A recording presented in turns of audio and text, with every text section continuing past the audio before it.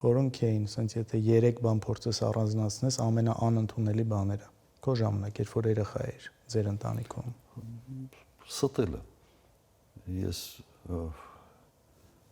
հորս երբեք չէի պատկերացնում, որ երես կարա ինչ-որ սուտ բան ասի։ Ինքը իր օրինակով արդեն ին վրա հսկայական ազդեցություն է ունեցել։ Եվ ամենից լավ ազդեցությունը հենց այդ օրինակն է։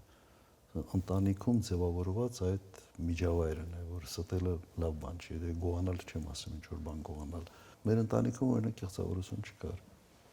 Ես լավ գիտեի հերս ում ոնց է վերաբերվում։ Եվ այդ մարդկանց հետ շփվելուն ես միշտ տեսնում էի, որ ինքը չի ձևացնում, որ ասենց գիշեր-ցերեկ այդ ինչ որ մեկը իր ընկերն է, այն դեպքում որ այդ բանը մեր ընտանիքում չկար։ Ուղղակի չկար ընտանիքում։ Եվ այսօր սա իմ մեջ եւս խորը նստած է, միջև այս տարիք։ Իմ մեջ խորը նստած է եւ քաղաքականության մեջ երևի ինձ ամենից խանգարող հանգամանքը սա է։ Ում վրա այն ավելի շատ ջղայնանում, քո թե եղբորդ։ Եղբորս վրա։ Ինչի՞։ Եղբորս պիտի անընդհատ ստիպեին, որ դաս անի։ Ես ինքս էի անում, ինձ երբեք չէին ասում։ Ինքը այդ տեսանկյունից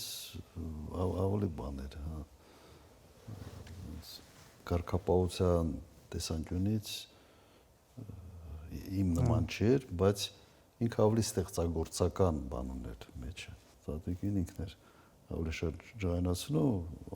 առավոտ դպրոց գնալը, զարթնելը,